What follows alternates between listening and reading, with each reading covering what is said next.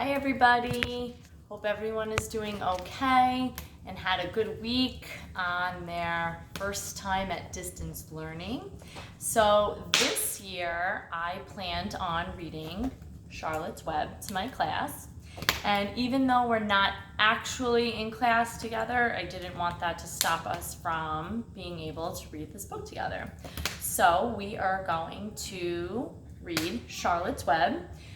Today I will read the first chapter of Charlotte's Web, and then the other third grade teachers and myself are going to take turns reading it to you and then have some fun activities that you can do after we're done reading the chapter. All right, so today I'm going to start with chapter 1, which is called Before Breakfast. Here we go. Not too many pictures, so I'll read it this way. "Where's Papa going with that axe?" said Fern to her mother as they were setting the table for breakfast. "Out to the hog house," replied Mrs. Arabelle. "Some pigs were born last night." "I don't see why he needs an axe," continued Fern, who was only 8. "Well," said her mother, "one of the pigs is a runt. It's very small and weak, and it will never amount to anything. So your father has decided to do away with it." "Do away with it?" shrieked Fern. "You mean kill it? Just because it's smaller than the others?" Mrs. Arabelle put a pitcher of cream on the table. "Don't yell, Fern," she said. "Your father is right. The pig would probably die anyway." Fern pushed a chair out of the way and ran outdoors. The grass was wet and the earth smelled of springtime. Fern's sneakers were sopping by the time she caught up with her father. "Please don't kill it," she sobbed. "It's unfair." Mr. Arabelle stopped walking. "Fern," he said gently, "you will have to learn to control yourself." "Control myself?" yelled Fern. "This is a matter of life and death, and you talk about controlling myself?" Tears ran down her cheeks as she took hold of the axe and tried to pull it out of her father's hand. "Fern," said Mr. Arabelle, "I know more about raising a litter of pigs than you do. A weakling makes trouble. Now, run along." "But it's unfair," cried Fern.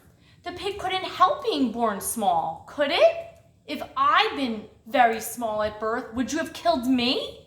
Mr. Arabelle smiled. "Certainly not," he said, looking down at his daughter with love. "But this is different. A little girl is one thing, a little runty pig is another." "I see no difference," replied Fern, still hanging on to the axe. "This is the most terrible case of injustice I ever heard of." A queer look came over John Arabelle's face. He seemed almost ready to cry himself. "All right," he said. "You go back to the house, and I will bring the runt when I come in. I'll let you start it on a bottle, like a baby. Then you'll see what trouble a pig can be." When Mr. Arabelle returned to the house half an hour later, he carried a carton under his arm. Fern was upstairs changing her sneakers.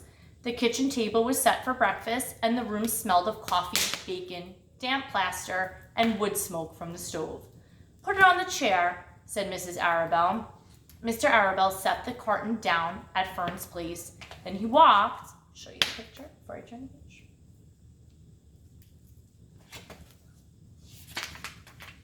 Then he walked to the sink and washed his hands and dried them on the roller towel. Fern came slowly down the stairs. Her eyes were red from crying.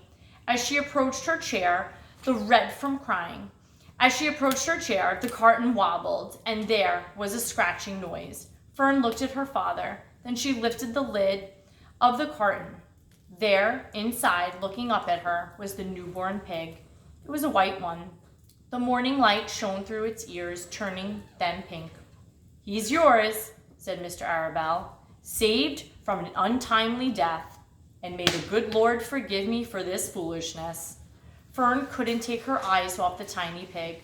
"Oh," she whispered, "oh, look at him.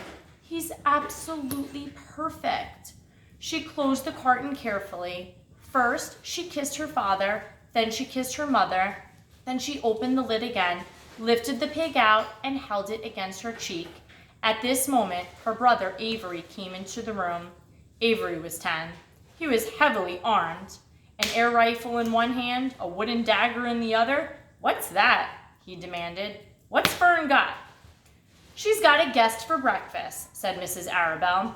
"Wash your hands and face, Avery." "Let's see it," said Avery, setting his gun down. "You call that miserable thing a pig?" "That's a fine specimen of a pig. It's no bigger than a white rat." "Wash up and eat your breakfast, Avery," said his mother. "The school bus will be along in half an hour." "Can I have a pig too, Pop?" asked Avery. "No, I only distribute pigs to early risers," said Mr. Arabelle. "Fern was up at daylight, trying to rid the world of injustice. As a result, she now has a pig. A small one, to be sure, but nevertheless, a pig. It just shows what can happen if a person gets out of bed promptly. Let's eat." But Fern couldn't eat until her pig had a drink of milk. Mrs. Arabelle found a baby's nursing bottle and a rubber nipple. She poured a warm milk into the bottle.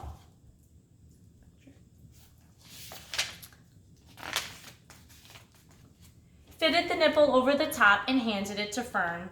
"Give him his breakfast," she said. A minute later, Fern was seated on the floor in the corner of the kitchen with her infant between her knees, teaching it to suck from the bottle. The pig, although tiny, had a good appetite and caught on quickly. The school bus honked from the road. "Run!" commanded Mrs. Arabelle, taking the pig from Fern and slipping a donut into her hand. Avery grabbed his gun and another donut. The children ran out the road and climbed into the bus. Fern took no notice of the others in the bus. She just sat and stared out the window, thinking what a blissful world it was and how lucky she was to have an entire charge of a pig. By the time the bus reached school, Fern had named her pet, selecting the most beautiful name she could think of.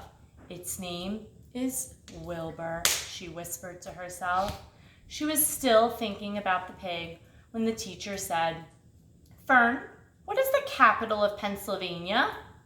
"Wilbur," replied Fern dreamily. The pupils giggled. Fern blushed. Okay. So that is the end of chapter 1. Tomorrow we will read chapter 2.